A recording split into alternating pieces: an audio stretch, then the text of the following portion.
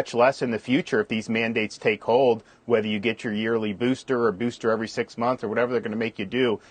This is a personal decision. Number two, what Biden's doing is unconstitutional, and we have a responsibility as a state to fight back against federal overreach. But then number three, this is not good for the economy. This is just bad policy. You have a lot of businesses that actually need people, particularly in healthcare.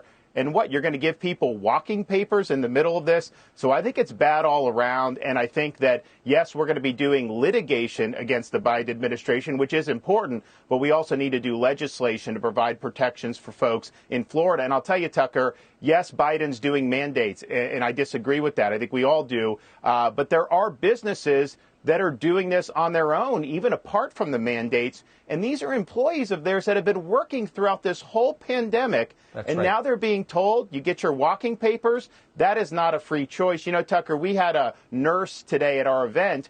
She has already had COVID, and she's pregnant right now. And so she says, I think this is something that I don't want to do. How is that something that you're going to deprive her of a right to make a living based on that very reasonable decision?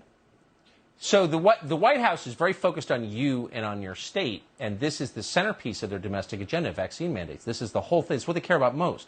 So if you openly defy them, I mean, are you expecting them to hit back, try to choke off federal health care money to the state, or do you expect some kind of confrontation with the Biden administration?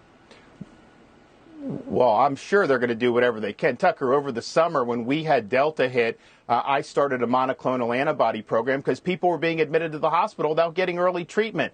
So since we put that program in, our daily admissions have gone down about 90%. Well, as we were doing that, Biden tried to cut off the supply to Florida because this was working. And so I imagine they're definitely going to do something to try to hit back. But at the end of the day, do you want to protect people's jobs or do you not? And I'm going to be on the side of protecting people's jobs. And if Joe Biden wants to be on the side of causing people to lose their job, well, then we'll let him do that and we'll fight the good fight.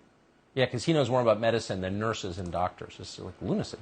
So the supply chain crisis is a real crisis. I think a year ago it cost $3,000 to move a container from Asia to the East Coast of the United States. It's now $20,000. So this is affecting every part of the U.S. economy. You say you have a solution or a part solution to this. What is it?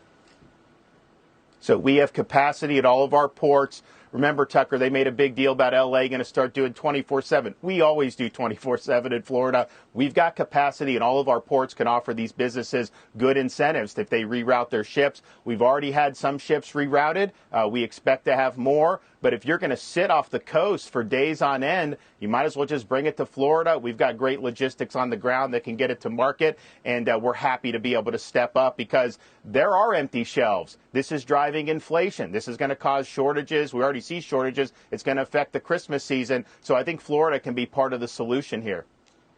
The more Florida acts like a country right now, I think the better for all of us, my personal view. Governor Ron DeSantis, I appreciate your coming on. Thank you so much.